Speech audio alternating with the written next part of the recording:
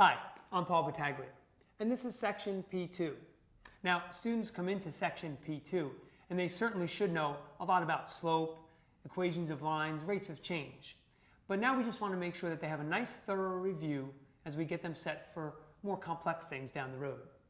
So the essential question we would like students to be able to answer at the end of section P2 is, how do I find the slope of a line, and how do I write the equation of a line? Now, you might actually find that you could combine sections P1 and P2 together in maybe one day or a day and a half, and feel free to do so if need be. As we work through some of the examples, you'll notice that students are really taken through the equation of line in various forms. And I'd like to look a little bit at maybe pre-assessing the students at the beginning of class. So here's maybe a warm-up that I would pose to students. Give them 2 points. Question A. Find the slope of the line that goes through these 2 points. Question B. Write the equation of the line that goes through these 2 points in any form of your choosing.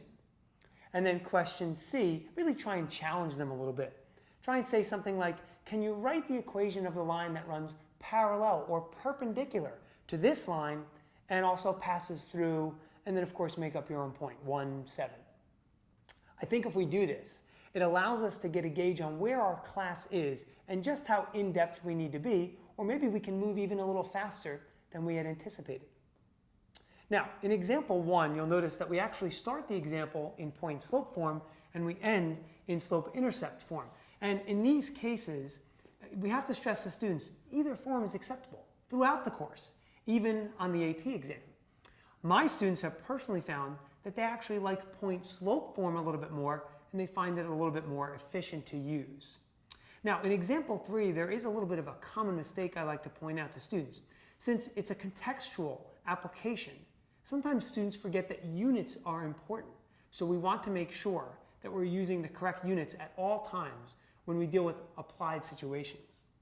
And finally, you'd be amazed how many students actually still mix up vertical and horizontal lines. They forget that the equation of a vertical line is x equals a number, and the equation of a horizontal line is y equals a number.